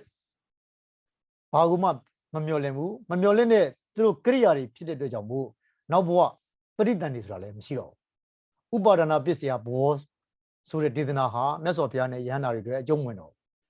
သောတပန်တဂရကံအနာဂံတွေကအကျုံးဝင်သေးတယ်သုတိပြီးရင်ပရိသန်တွေလာအောင်မှာဘာဖြစ်လို့ဆိုတော့ဦးဇင်းတို့အပါဝင်သောတပန်တဂရကံအနာဂံတွေမှာလည်းပဲသူတို့မှာကုသိုလ်မျိုးစေ့တွေရှိနေသေးတယ်နော်ကုသိုလ်မျိုးစေ့ရှိတဲ့အတွက်ကြောင့်မို့အပင်ပေါက်ကြအောင်မှာပေါ့နော်အဲ့တော့ဖရာယန္တာပုဂ္ဂိုလ်တွေကကျတော့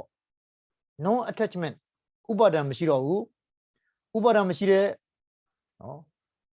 ကရိယာတက်မြအဲ့တော့ဖရာယန္တာတွေဦးဇင်းတို့ကကြီးညိုတယ်ဆိုတော့အဲ့ဒါဖရာကိုကြီးညိုပြီးဆိုရင်မောကြည့်ပြီးတော့ဒီဖရာကြီးပွင့်လာတာဘာမှလည်းမျှော်ကိုမှုလည်းမရှိဘူးဖရာမဖြစ်ခင်တော့လည်းတားဆွန့်တယ်ဖရာဖြစ်တော့လည်းဘာမှမျှော်ကိုမှုမရှိဘူးတကယ်ကိုမျှော်ကိုမှုမရှိတော့နော်ဟာငါတခုခုဖြစ်ဖို့ဆိုတဲ့ရွေချက်လည်းသူ့မှာဘာမှမရှိဘူးသူကဖရာဖြစ်ပြီးသားကြီးဓာတ်တက်ကြီးတာလည်းမရှိတော့ဖရာဖြစ်ပြီးသားကြီးမှာသူကလောက်တာဦးဇင်းတို့ကမှငါတခုလောလဲလို့တခုခုဖြစ်သွားမယ်ဆိုတော့မတိမတာတိတိတာတာတခုခုရှိနေသေးတယ်နော်အဲ့တော့ profit ကိုမမျော်ဘူးဆိုရင်တော့မှဖြစ်လာတဲ့ခါမှာတာယာတာမျိုးရှိသေးတယ်နော်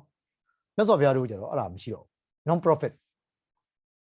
ကျောင်းနေဆောက်လည်းပဲကျောင်းကြီးတွေမထိုင်ဘူးတတိကျရင်ထွက်ပြီးတိုးရဲကြွသွားပြီရှင်သာရိပုတ္တရာတို့ရှင်မောကလန်တို့ကျောင်းထိုင်သွားတယ်ဆိုတာမကြားလိုက်ရ ရှင်မောကလန်ရှင်မာကတ္တပစသည်ဖြင့်နော်သူတို့က non profit သမားတွေ non attachment ဖြစ်တယ် non profit ဖြစ်တယ်ဒါကြောင့်မို့ဦးဇင်းတို့ကမနေ့ဘာမှဆွေမျိုးလည်းမတော်ဘဲနဲ့ထိုင်းနေပြီးတော့ကြော့နေရတာချစ်နေရတာသူနော်ဆွေမျိုးတော်တဲ့လူတွေမှာတခါတည်းမုန်းရတယ်သူတို့ကမုန်းစရာအကြောင်းမရှိဘူးဘာဖြစ်လို့လဲဆိုတော့သူတို့ဒီတကယ့်ကိုလောကအတွက်ဘုရားကုံတော်တွေမှန်းပြီးတော့နော်ကြီးညိုတဲ့ခါမှာသူတို့က non attachment ဖြစ်တယ် non profit ဖြစ်တယ်ဦးဇင်း non profit ဆိုတဲ့ organization တွေအများကြီးကြုံမှုတယ်စင်ရသားများလွတ်မြောက်ရေးတို့ဘာဖြစ်ရေးညာဖြစ်သို့တော့အဲ့ဒီစီဝေးတွေကျင်းပတာဟိုတယ်မှာကျင်းပတာဟိုတယ်မှာဦးဇင်းတို့ participant တွေပေါ့ဦးဇင်းတို့အဖွဲ့ဝင်မြန်မာလူကြီးတွေကဟိုတယ်တွေမှာအကောင်းစားကြီးတွေမှာတည့်ပြီးတော့ရေးထားတာကတော့ non profit ပဲဒါပေမဲ့သူတို့ရဲ့ non profit ကအစ်စ်မဟုတ်ဘူးပုရုဇဉ်တွေရဲ့ non profit ဖြစ်နေတာဖျားရမ်းတာတွေရဲ့ non profit ကအစ်စ်ပဲနော်အဲ့ဒါလည်းဦးဇင်းတို့ပို့ပြီးတော့ကြီးညိုတာငါတို့ဖျားကမှတကယ် non profit ပဲနော်ဖျားအလောင်းဘွားတုန်းကလည်းတကယ်စွန့်ခဲ့တယ်ဖျားဖြစ်တော့လည်းပဲအကုန်စွန့်တာနော်သူအစွန့်နေကြီးပဲအရာကိုတခုမှမရှိဘူးဖျားကြည့်လိုက်ရင်တခါမှဦးဇင်းပုရုဇဉ်တွေနဲ့တွေ့ကြည့်ဘလို့မှရတာမရှိဘူးဟာဖျားလောက်ရတာလည်းမလွယ်ပါလားပေါ့နော်အကုန်လုံးအနစ်နာခံနေရတာနော်အလုပ်ပဲလုပ်နေတာနော်အဲ့တော့ဥပါဒနာပစ္စယဘောဆိုတဲ့နေရာမှာဦးဇင်းတို့အတွက်ကတော့အကျုံးဝင်တယ်ငါတို့ကတော့ attachment တွေရှိနေတယ်နောက်ဘဝနော်တချို့ကတော့ပြောတယ်တပည့်တော်တို့ကတော့နောက်ဘဝမဖြစ်ချင်တော့ဘူးဗျာကောင်းတယ်လို့ကြိုးစားဖြစ်နိုင်မယ်ဆိုရင်ဦးဇင်းပြောနေကြအနာဂံဖြစ်အောင်ကြိုးစားကြတွေ့စရာမလိုတော့ဘူးနောက်တစ်ခါမစုံရတော့ဘူးအနာဂံတွေဖြစ်သွားပြီဆိုရင်နော်ရဟန္တာဖြစ်သွားပြီဆိုရင်လည်းပဲမတွေ့တော့ဘူးချစ်သူတွေနဲ့လည်းမတွေ့ရတော့ဘူးမုန်းသူတွေနဲ့လည်းမတွေ့ရတော့ဘူးနော်အဲ့တော့ဥပါဒနာပစ္စယ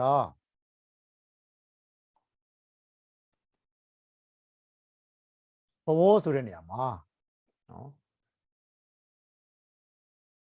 ကုသိုလ်ကံအကုသိုလ်ကံတွေလုပ်ပြီးဟေ့ဆိုရင်ဒီကုသိုလ်ကံအကုသိုလ်ကံတွေ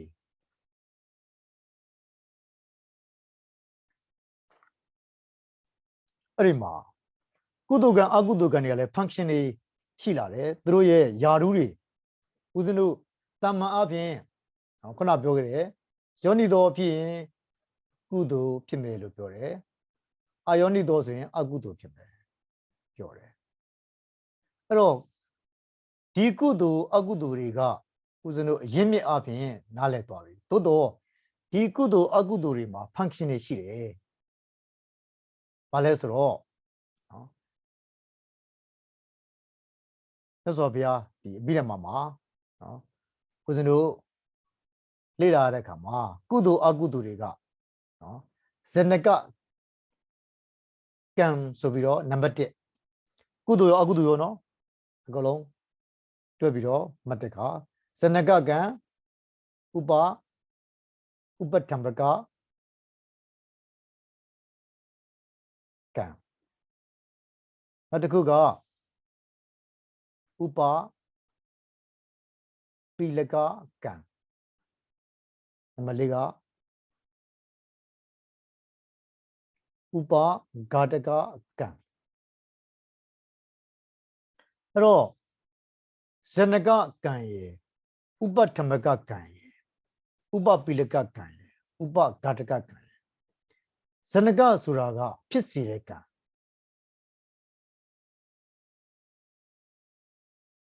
ဖြစ်စေတဲ့ကံပထမဆုံးအသစ်ပြစ်လို့လိုက်တဲ့ကံဟာဇနကကံပဲ initiated လုပ်လိုက်တာပထမဆုံးမိမိတို့ကောင်းတာဖြစ်စေဆိုးတာဖြစ်ဖြစ်ကောင်းတာဖြစ်ဖြစ်ဆိုးတာဖြစ်ဖြစ်ပထမဆုံးလုပ်လိုက်တဲ့ကံဟာဇနကကံကုသိုလ်ဇနကကံအကုသိုလ်ဇနကကံဒါကြောင့်မို့နော်ပြုသူအသစ်ဖြစ်သူအဟောင်းဆိုတာဒီမှာစတယ်ဇနကကံဥပထမကဆိုတာကနော်ဘုန်းတော်ကြီးကျောင်းတွေမှာဖရားတွေမှာဥပထမကအဖွဲ့ဆိုတာရှိတယ်ဒီဇနကကံက initiative စဦးပြုလုပ်လိုက်တဲ့ကံအာယုန်တစ်ခုကိုတွေ့တယ်ဒီအာယုန်ကိုသဘောကျနှစ်ချိုက်သွားတယ်အဲ့ဒီအာယုန်နောက်ကိုလိုက်ပြီးတော့ကိုက ကုသိုလ်တော်၎င်းအကုသိုလ်တော်၎င်းဖန်တီးလိုက်တယ်အဲ့ဒါဟာ initiative ဖြစ်တာအဲ့ဒါဟာဇနကကံအဲ့ဒီဖြစ်ပေါ်လာတဲ့ဇနကကံပို့ပြီးတော့အားကောင်းအောင်နော်ထပ်ပြီးတော့ပံ့ပိုးပေးတာက supporting လုပ်ပေးတာကဥပထမကကံနော်ရုပ်ရှင်ထဲမှာဆိုတော့ဒါကဇနကကံဒီ leading role ပဲဥဆောင်တဲ့နေရာကနေပြီးတော့ပါဝင်တာပေါ့နော်စလာဥပထမကကျတော့ supporting လုပ်ပေးတာနော်ထောက်ပံ့ပေးတာဥပပိလကကျတော့ဒီစန့်ကျင်ဘက်ပဲဥပပိလကဇနကနဲ့ဥပဓမ္မကဒီကုသိုလ်ဆိုရင်ဟောဒီဥပပိလကနဲ့ဥပကတကကအကုသိုလ်ဒီဇနကနဲ့ဥပဓမ္မကကအကုသိုလ်ဆိုရင်ဒီဥပပိလကနဲ့ဥပကတကကကုသိုလ်နော်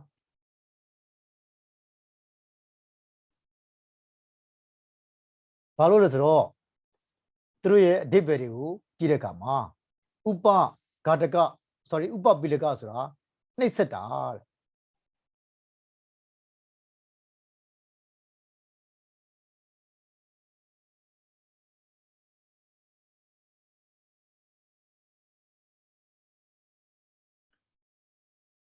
ဥပပိလကဆိုတာနှိပ်စက်တာကပ်ပြီးတော့နှိပ်စက်တာဥပဂါတကဆိုတာကကပ်ပြီးတော့တတ်တာကပ်ပြီးတော့ဖြတ်တာနော်ဆိုချင်တာကကုသိုလ်ကောင်းမှုတစ်ခုလုပ်လိုက်တယ်အဲ့ဒီကုသိုလ်ကောင်းမှုကိုပို့ပြီးတော့ခိုင်မာအောင်ထောက်ပံ့ပေးတယ်ဆိုကြပါစို့သင်္ကန်းဝတ်လိုက်တယ်ဦးဇင်းတို့ကောင်းလိုက်တာကိုရင်လေးတွေဦးဇင်းလေးတွေသင်္ကန်းဝတ်လေးတွေနဲ့စိတ်သိရှိလိုက်တာသင်္ကန်းဝတ်ခြင်းဒီကောင်းသောကံပဲဇနကကံပထမဆုံး initiative လုပ်လိုက်တဲ့ကံပဲအဲ့တော့သင်္ကန်းဝတ်နဲ့နေတဲ့ဘဝတည်းမှာဘာလို့လဲပို့ပြီးတော့ကုသိုလ်တွေရအောင်ပရိယတိပฏิပတ္တိနော်ကန္ထဒုရဝိပဿနာဒုရလို့ခေါ်တယ်ဒုရနှစ်ဖြာကိုအထုတ်တယ်အဲ့တော့သင်္ကန်းဝတ်တဲ့ကံကိုပို့ပြီးတော့အားကြီးသွားစေတယ်ဥပဓမ္မကဖြစ်သွားစေတယ် supporting ဖြစ်တယ်အဲ့တော့ဒီကုသိုလ်ကံအကုသိုလ်ကံတွေမိမိတို့ရဲ့ဘဝထဲမှာတာယာပွဲအကျိုးတရားတွေဖြစ်ပေါ်စေတယ်ပေါ့အဲ့ဒီချိန်မှာနော်ဘာဖြစ်လဲဆိုတော့ဥပပိလကရှေးဘဝကအတိတ်အကုသိုလ်ကံတော်၎င်းသို့မဟုတ်လည်းပဲမိတ်ဆိုးဆွေဆိုးအပေါင်းအသင်းဆိုးတွေတွေ့လို့တော်၎င်းကောင်းနေတဲ့ကံကိုပျက်စီးအောင်အနှောက်အယှက်ပေါ်လာတာအဲ့ဒါကိုဥပပိလကလို့ပြောတာသင်္ကန်းဝတ်နဲ့သာသနာပေါင်းထဲမှာနေတယ်အဲ့ဒီမှာသာသနာပေါင်းထဲကနေပြီးတော့မပြောအောင်နော်သာသနာပေါင်းတွေကထွက်ရအောင်စသဖြင့်အဲ့လိုစိတ်အခြေအနေတွေပေါ်လာတယ်ပြီးတော့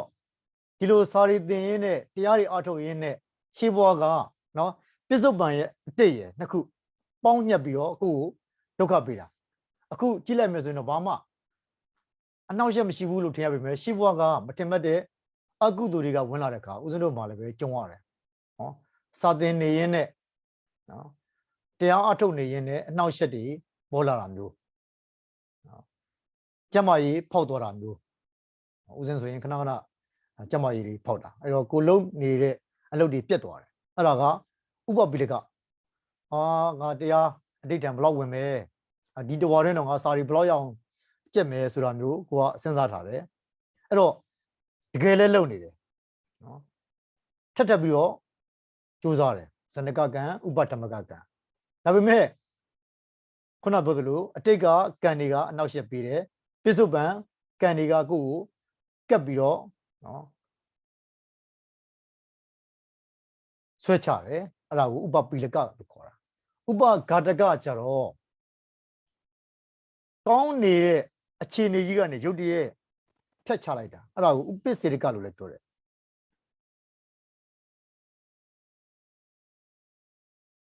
ဥပ္ပစေတက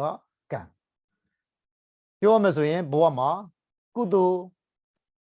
အကုသိုလ်နှစ်ခုရှိတယ်လောက်ကြတယ်လောက်တဲ့ကမှာကုသိုလ်ပဲစစအကုသိုလ်ပဲစစအဲ့ဒါကိုဇဏကလို့ပြောတယ်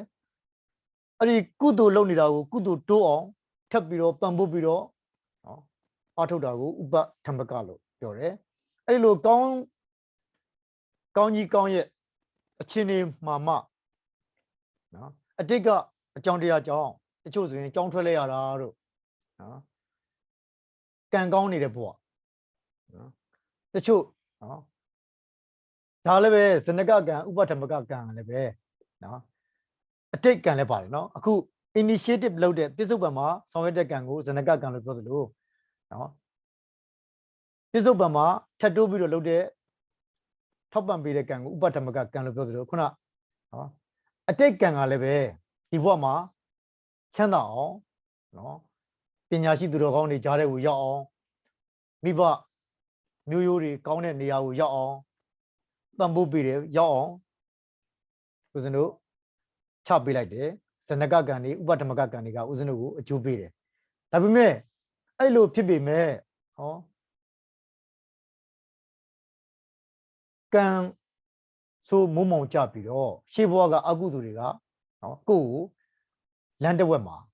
ဖြတ်ချလိုက်တယ်နော်ကပ်ပြီးတော့နှိမ့်ဆက်တယ်နော်ကိုမိဘတွေကကိုမွေးတဲ့ချိန်ကျမှစီးပွားတွေပြတ်သွားတာမျိုးခုဒီနေ့ကဦးဇင်းတို့ဗာလဲဆရာဝန်မလေးတယောက်အကြောင်း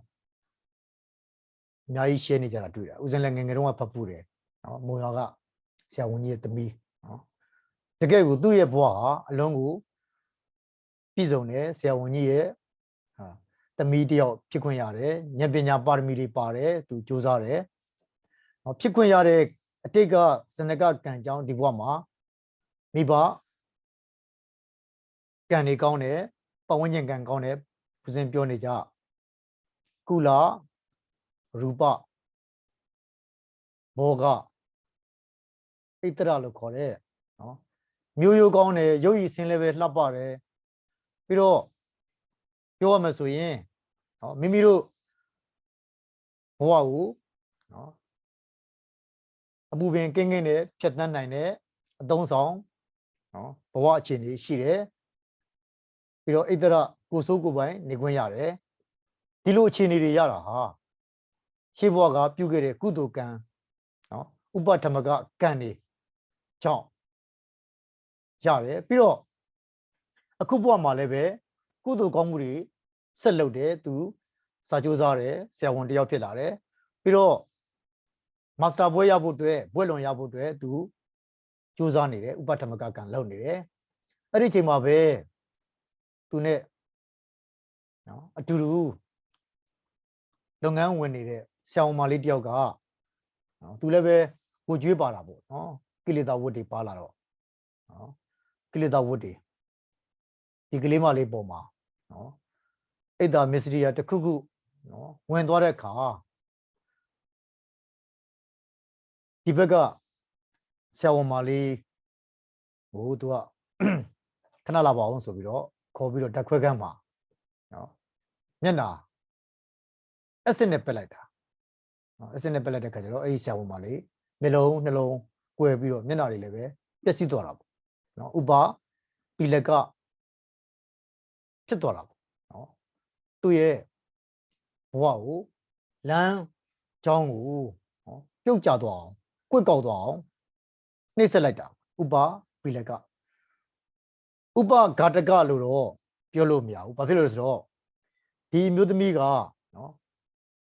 နှိမ့်ဆက်ယုံပဲနှိမ့်ဆက်ခံတယ်ဥပဂါတကအဖြစ်မခံဘူးတချို့ဆိုရင်တော့ဥပဒကဂါတကငါဘဝတော့သွားပါပြီဆိုပြီးတော့သူစူဝိဆက်လွတ်သွားတာမျိုးဘဝကိုအရှုံးပေးသွားတာမျိုးဖြစ်ကောင်းဖြစ်နိုင်တယ်အဲ့ဒါကိုအရှုံးပေးလိုက်မယ်ဆိုရင်တော့သူ့ဘဝကပြီးသွားပြီဥပဂါတကနော်ဒီအက်ဆစ်နဲ့ပက်ခံလိုက်ရတဲ့ခိုက်မှာဘဝတည်သွားပြီလောကတည်သွားပြီလို့သူယူလက်တန်တဲ့ပိုင်းသူတည်ပြီဥပ္ပစေတကဖြစ်သွားပြီသူကတော့အဖြစ်မခံမနဲ့ကဲငါဝကြွေးဖြစ်လို့ဝကြွေးရှိလို့ခံလိုက်ရပြီသူသွားနေတဲ့အချိန်ကြီးရက်သွားတယ်နော်အဲ့တော့သူတို့ကသူတော်ကောင်းစိတ်မွေးလိုက်တာဘယ်လောက်ထိမွေးလဲဆိုတော့နော်သူ့အဖေကလည်းသူ့ကိုပြောတယ်သူကိုယ်တိုင်လည်းပဲအဲ့ဒီလိုစိတ်မွေးတာပေါ့ဟိုဆရာဝန်မလေးသူ့ကိုဒုက္ခပေးတဲ့ဆရာဝန်မလေးဒုက္ခမရောက်ပါစေနဲ့ဆိုပြီးတော့အမှုကိစ္စ နော်ဆောင်ရွက်ကြဖို့စစ်စည်းရေးတွေဝင်တဲ့အခါသူကဘာမှမထွက်ဆိုတော့နော်ဒီဘယ်လိုကောမလဲတဲလိုနေရာမှာသူမနေတော့ဖြစ်သမျှအကြောင်းအကောင်းကြီးပဲဆိုပြီးတော့ယောနိတော်မနတိကာရသူမွေးလိုက်တယ်မွေးလိုက်ပြီးတော့သူ့ဘဝကိုသူမျက်လုံးကွယ်တဲ့ကြားထဲကနေပြီးတော့အရှုံးမပေးဘဲနဲ့ပြန်ပြီးတော့တိဆောက်ဖို့ပြောရမှာဆိုရင်ဒီဘက်ကိုပြန်သွားတာကုသိုလ်ဇနကကံဘက်ကိုပြန်သွားတယ်နောက်တော့ပညာတွေဆက်တင်တယ်နော်မိတ်ဆွေတွေရဲ့အကူအညီနဲ့ကုသိုလ်ကောင်းမှုတွေလုပ်တယ်စေကံလေးဖွင့်ပြီးတော့နော်သူစေကုသပေးတယ်ကုသိုလ်ကောင်းမှုတွေယူတယ်ဥပဓမ္မကကံတွေပြန်လောက်တာပေါ့နော်တကယ်ဆိုရင်ဒီနားမှာရင်ဥပပိလကကံနားမှာရင်သူဥပဂါတကတွေရောက်သွားနိုင်တယ်သူအရောက်မခံဘူးနော်ဒါကသူတို့ဘဝထဲမှာကြုံရတဲ့ပုံကိုယ်တချို့ကြတော့ဘဝကမွေးကလေးကကံဆိုးတယ်လူဆိုးတခိုးတွေတကယ်ကိုမကောင်းတဲ့ဘဝထဲမှာမွေးဖွားလာတယ်နော်အဲ့တော့မကောင်းတဲ့ဘဝထဲမှာမွေးဖွားလာတဲ့ဇနကကံတွေကြောင့်ခြေဘဝကအကုသိုလ်ဇနကကံတွေကြောင့်မကောင်းတဲ့ဘဝထဲရောက်လာတယ်မကောင်းတဲ့ဘဝထဲရောက်တော့မကောင်းတဲ့ကံတွေသူဆက်ပြီးတော့လောက်ရတယ်ဥပဓမ္မကဒါပေမဲ့မိကောင်းဆွေကောင်းနဲ့တွေ့တဲ့အခါမှာနော်အဲ့ဒီသူ့ရဲ့ကံတွေကလမ်းကြောင်းပြောင်းပြီးတော့ကောင်းတဲ့ဘက်ကိုရောက်လာတယ်အဲ့တော့ဥပပိလကဟာကပ်ပြီးတော့နှိမ့်ဆက်တယ်လို့စကားအရမကောင်းပေမဲ့ကပ်ပြီးတော့နှိမ့်ဆက်တာကကုသိုလ်ဆိုရင်နော်ဘဝအလှည့်ပြောင်းဟာဦးဇင်းတို့အကောင်းဘက်ကိုရောက်ပြီဥပဂါတကဆိုကြပါစို့အင်္ဂုလိမာလနမူနာများတော့ဖြင့်ပြောကြတာသူဘာဖြစ်လဲသူဇနကကံဥပဓမ္မကကံနေအကုသိုလ်ကံနေပထမတော့သူဟာသူ့ရဲ့ဘဝကအလှည့်ပြောင်း3ခါလောက်ဖြစ်တယ်နော်ပထမသူဟာတက္ကသိုလ်ပညာရကျင်တဲ့ကျောင်းသားတစ်ယောက်တက္ကသိုလ်ပြည်ကိုသွားတယ်သူစာကြိုးစားတယ်ပြီးတော့စာကြိုးစားဖို့မကဘဲနဲ့ဆရာကောင်းသမားကောင်းရပြီဟေ့ဆိုတော့ဆရာသမားရဲ့ဝတ်ကြည်အောင်သူဝေယဝတ်စာတွေပြုလုပ်ပြီးတဲ့ဥပဓမ္မကကံတွေလုပ်တယ်သို့တော့အဲ့ဒီလိုလှုပ်ချင်းကြောင့်သူဟာကျောင်းသားတွေကြားထဲမှာ popular ဖြစ်လာတယ်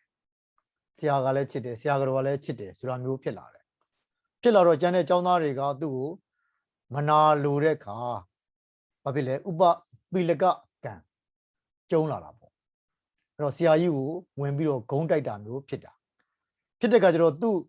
မှန်းနေတဲ့လမ်းကြောင်းတက္ကသိုလ်ကနေပြီးတော့ graduate ဖြစ်ရင်အိမ်ပြန်ပြီးတော့သူတက်တဲ့ပညာနဲ့အသက်မွေးကြောင်းပြုနောက်ဆုံးမျက်မှုထမ်းမယ်ဆိုရင်လည်းပဲတကယ်ကိုထူးချွန်တဲ့မူကြီးမရသေနာပတိတူဖြစ်လာနိုင်တဲ့ပုဂ္ဂိုလ်ပညာလုံးထူးချွန်တယ်နော်စစ်သူကြီးကောင်းတယောက်ဖြစ်လာနိုင်တယ်သို့တော့တငယ်ချင်းတွေကနှောက်လိုက်တဲ့ခါကျတော့ဥပပိလကလို့ခေါ်တဲ့အကုသိုလ်ကံဝင်နှောက်တဲ့ခါနော်ဆရာကြီးကလည်းပဲနော်ဆရာစိတ်ကနေပြီးတော့ရန်သူစိတ်မွေးလိုက်တဲ့ခါမှာနော်မင်းငါ့ကိုနော်ပညာသင်စိတ်အနေနဲ့နော်ပညာသားပါနဲ့ဆရာကနော်တက်လိုက်တာနော်ဒီကောင်ဒုက္ခရောက်အောင်ဆိုပြီးတော့ဒါကတော့ဇလန်းတည်ပြီးသားပြောမှဆိုရင်ဥပပိလကကိုပြောချင်တာအဲ့တော့ဥပပိလကကံသူလည်းပဲမသေးဘူးနော်ဘာလို့လဲလမ်းကြောင်းပြောင်းသွားတယ်ဥပပိလကအကုသိုလ်ကနေပြီးတော့သူ့ကိုဘဝပြောင်းလိုက်တဲ့ခါမှာဓာတ်ကံပြီးတော့လူတွေတက်တဲ့ပုဂ္ဂိုလ်ဖြစ်လာတယ်ဆရာကလည်းပဲဒီကောင်ဘယ်နှယောက်တက်နိုင်မှာလဲနော်တက်ပြီးနော်ဘယင်ကဖမ်းလို့သေတံပေးတခြင်းရှိုးပြီးတော့တက်ခံရမှာကောင်ပြီးပါပဲဒါပေမဲ့ तू ကအစွန်းထက်တဲ့ပုဂ္ဂိုလ်ဆိုတော့ဘယင်တက်လို့မသေးဘူးနောက်ဆုံးနော်မြတ်စွာဘုရားကိုယ်တိုင်ကြွလာရတဲ့အခြေအနေရောက်လာတယ်အဲ့ဒီမှာတငယ်ချင်းတွေကသူ့ကိုနှောက်လိုက်တယ်ဆရာကနှောက်လိုက်တယ်အကောင်းဇနကကံတွေအကောင်းဥပဓမ္မကကံတွေကနေပြီးတော့ဒီဥပပိလကဘာလုပ်လဲဆိုတော့အစိုးဇနကကံတွေအကောင်းအစိုးဥပဓမ္မကကံတွေကိုနော်ပြောင်းသွားစေတာဘဝရဲ့အလှည့်ပြောင်းအဲ့တော့လူတွေတက်တယ်လက်ညှိုးတွေဖြတ်တယ်ဇနကကံလူတွေတက်တယ်လက်ညှိုးတွေဖြတ်တယ်ဥပဓမ္မကကံပို့ပြီးတော့မုန်းတာနော်အလောင်းကောက်ရင်တောင်မှအလောင်းမှာလက်မပါတော့ဘူးဆိုတော့သူ့ရဲ့ဆွေမျိုးသားချင်းတွေကဘေကျင်းနဲ့မှာတော့သူ့ကိုတားမုန်းကြတာနော်အလွန်မုန်းစရာကောင်းတဲ့အင်္ဂလိပ်မှာလိုက်ဖြစ်သွားတာ ဒီမှာတော့ကအလွန်ချစ်စရာကောင်းတဲ့ကြောင်သားကြီးအင်္ဂုလိမာလာအဟိန္ဒကလေးပေါ့ဒီမှာကျတော့အလွန်မုန်းစရာကောင်းတဲ့အင်္ဂုလိမာလာအဲ့ဒီအချိန်မှာပဲဘုရားရှင်ကြွလာတယ်သူ့ရဲ့ဥပထမကကိုဖြတ်ဖို့အတွက်နော်ဒီမှာတော့ဥပပိလကကြာပါတယ်ဘာလို့လဲဆိုတော့ဘုရားကတရားဟောလိုက်တယ်တရားဟောပြီးတော့သူတရားဒူရသွားတယ် skip လုပ်လိုက်မယ်ဆိုတော့သူယန္နာဖြစ်သွားတယ်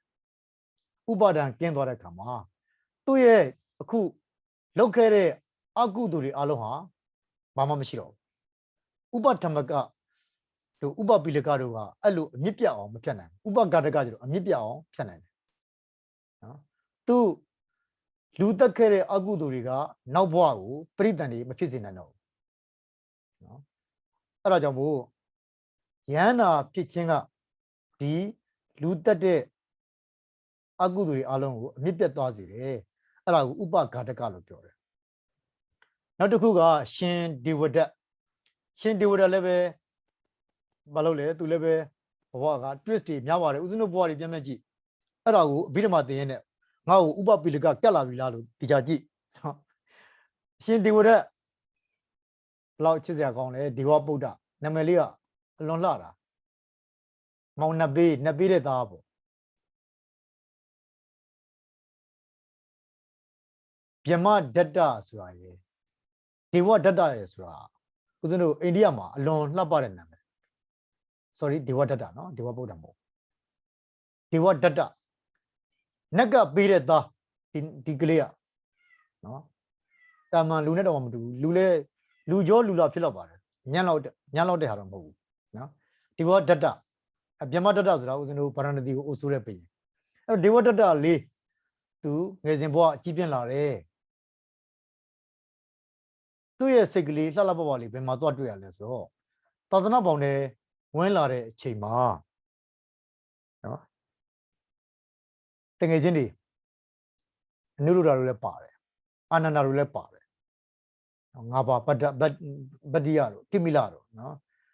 ငါးပါးဒေဝဒတ္တအဲ့ဒီမှာဥပါလိစတ္တတဲ့သူတို့ရဲ့နန်းထဲမှာမင်းကြီးမင်းသားတွေကိုစံတပေးရတဲ့အလှဖန်တီးရှင်လို့ပြောမှာပေါ့နော်စံတစပင်အလှပြုပြန်ပေါ့နော်ဇမုတ်စိတ်တွေရိပ်ပယ်ရတဲ့စတ္တတဲ့အဲ့တော့စတ္တတဲ့လည်းပါတော့ငါတို့သာသနာပေါင်းနဲ့ဝင်လာပြီဟေ့ဆိုကြတဲ့ကသူတော်ကောင်းဖြစ်ဖို့ကြိုးစားကြမှာအဲ့တော့ငါတို့ကမင်းကြီးမင်းသားတွေဆိုတော့မာနတွေတိတ်ကြည့်တယ်အသင်္ကန်းဝတ်ရင်မာနတွေတခါတည်းချိုးပြီးသားဖြစ်အောင်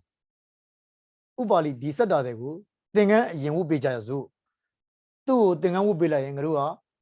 သူ့ကိုအယူသေးပြုရတော့မှာသူကစီနီယာဖြစ်သွားမယ်ငါတို့ကဂျူနီယာဖြစ်သွားမယ်သူကသစ္ခာကြီးငါတို့ကသစ္ခာငယ်အဲ့တော့သဘောတူကြလားဆိုတော့သဘောတူတဲ့အဆင့်ကိုသူဒေဝဒတ္တရဟန်းငယ်သူ agreement ပေးနိုင်တယ် consensus ပေးနိုင်တယ်သဘောတူညီမှုပေးနိုင်တယ်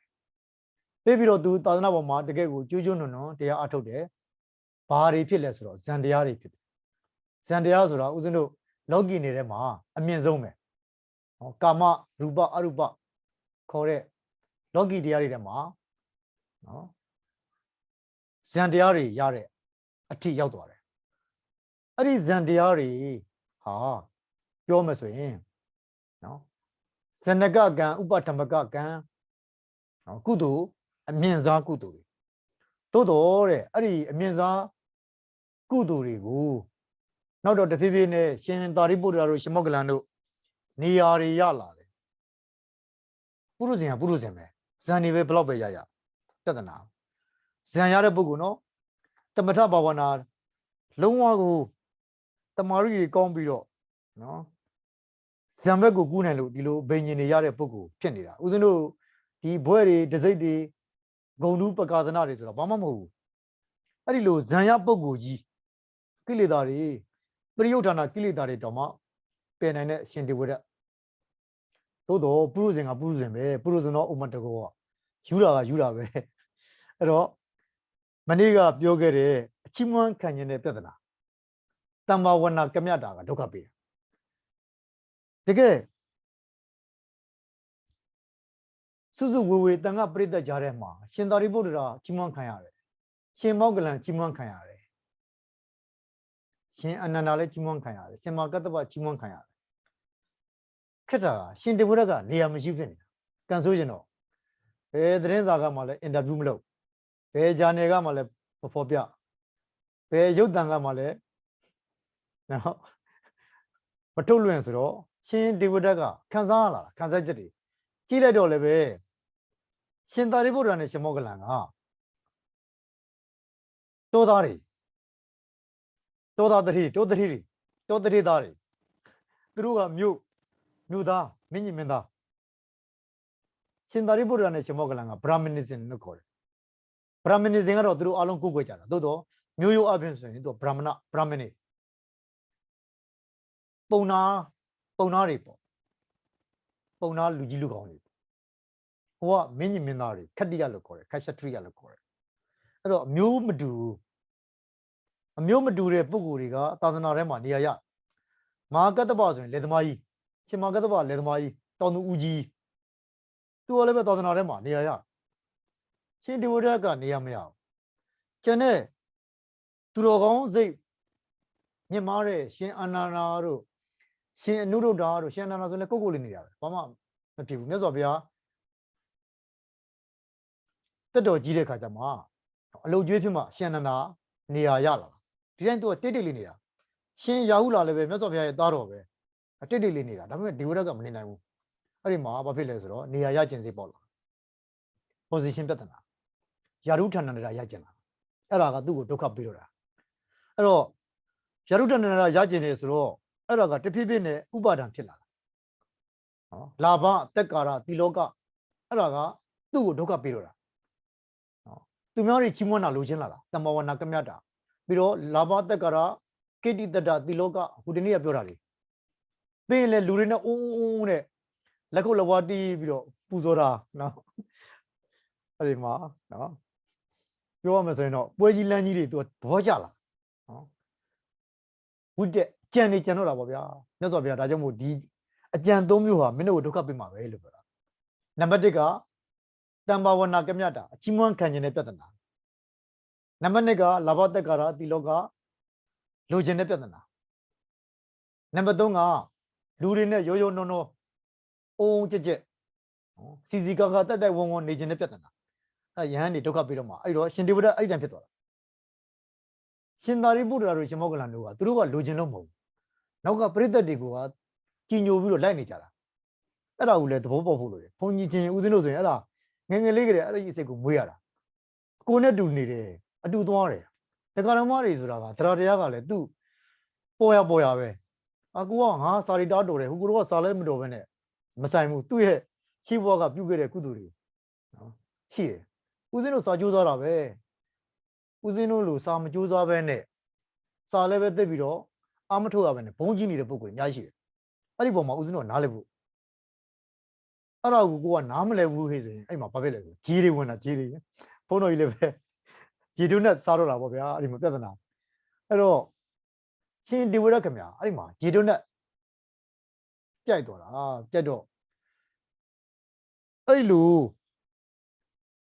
အိတ်တာမစ္စရိယဝင်မီဆိုတဲ့တပိုင်းနဲ့သူ့မှာရနေတဲ့ဇန်တွေကတဖြည်းဖြည်းနဲ့တမာတိမမွေးနိုင်တော့ဘူးနော်တမာတိပြက်လာတာနောက်ဆုံးအဲ့ဒီဇန်တွေကွယ်သွားတာပဲနော်အဲ့ဒါကတော့ဦးဇင်းတို့ဇက်တော်တွေပြန်ပြီးတော့ဖတ်ကြပြီးတော့ပြောချင်တာကရှင်ဒေဝရရဲ့ကောင်းနေတဲ့ဇဏကဥပထမကကံလေးဟာသူ့ရဲ့လာဘတက်ကာရတိလောကတွေမမောမှုချီးမွမ်းခံလို့မှုလူတွေရဲ့အိုးကြက်တိုင်းဝိုင်းပြီးတော့ပျော်ခြင်းနဲ့စိတ်တွေအဲ့ဒါတွေကဒုက္ခပေးလိုက်တဲ့ခါမှာဥပပိလကဖြစ်သွားတဲ့ခါမှာဘာဖြစ်လဲအကောင်းတွေအကုန်ပျောက်သွားနော်အကောင်းတွေအကုန်ပျောက်သွားတယ်နောက်ဆုံးဖျားရှင်ကိုလောဟိတုပ္ပါဒကလို့ခေါ်တယ်နော်ကြောင်မောင်းဆင်ပြီးတော့သွေးစိမ့်တီအောင်လုပ်လိုက်တဲ့အချိန်မှာသူ့ဘဝတစ်လျှောက်လုံးရှိနေတဲ့လုပ်ခဲ့တဲ့ကုသိုလ်ကံမှန်သမျှအကုန်ပျောက်သွားတယ်။ဘာဖြစ်သွားလဲဆိုတော့ပိဿနန္ဒိယကံထဲမှာကံကြီးတစ်ပါးထိုက်သွားတဲ့အခါဥပဃာတကသူ့ကောင်းကံတွေအကုန်လုံး disappear ဖြစ်သွားတယ်။သူသိရင်နောက်ဘဝသည်အဝိဇ္ဇိပဲသိကြသွားပြီ။နော်။သို့မဟုတ် အဝီစီးမဟုတ်ရင်လည်းပဲငရဲကတော့ငရဲပဲအဇတ်တသက်မှာအဲ့ဒီဟာဖြစ်တာအဇတ်တသက်ကမြတ်စွာဘုရားနဲ့တွေ့ဆိုတော့သူရှော့ပေါ့ပြီးတော့အကုသို့နဲသွားတာပေါ့နော်အဲ့တော့ဒီနေ့တော့ဒီတော့ပဲနောက်နေ့ကျမှဦးဇင်းတို့ဆက်ပြီးတော့ဇဏကကံဥပထမကကံဥပပိလကကံဥပကာတကကံအဲ့တော့ဒီနေ့ပြိသက်တွေကဘာဖြစ်လဲဆိုတော့ကိုယ့်ရဲ့အနေထားကိုကြည့်အောင်ငါဇဏကကံဘာတွေလုပ်တာလဲ initiative ကုသိုလ် initiative လားအကုသိုလ် initiative လုပ်နေတာလားကုသိုလ်ကို supporting လုပ်နေတာလားအကုသိုလ်ကို supporting လုပ်နေတာလားအကုသိုလ်ဆိုရင်ဥပပိလကနဲ့ကပ်ပြီးတော့ဖြတ်ဖို့အကျိုးစားဖြည်းဖြည်းချင်းဦးဇင်းတို့ဆိုရင်ဘာတော့ငယ်ငယ်တုန်းကဆေးလေးတောက်တယ်ကွင်းရစားတယ်ဖြည်းဖြည်းချင်းဖြတ်ရတာဥပပိလကနဲ့ဖြတ်ရတာနော်မကောင်းတာကိုဥပပိလကနဲ့ကပ်ဖြတ်နော်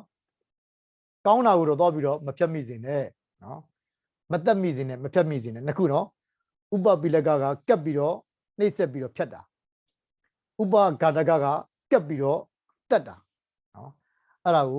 ကိုကစင်ကြယ်နိုင်စွမ်းရှိသွားတာဒီနေ့အပြီးတော့မှဒီတော့ပဲနောက်နေ့ကျမှဆက်သွားကြမယ်အချိန်လည်းနည်းနည်းကြော်သွားတယ်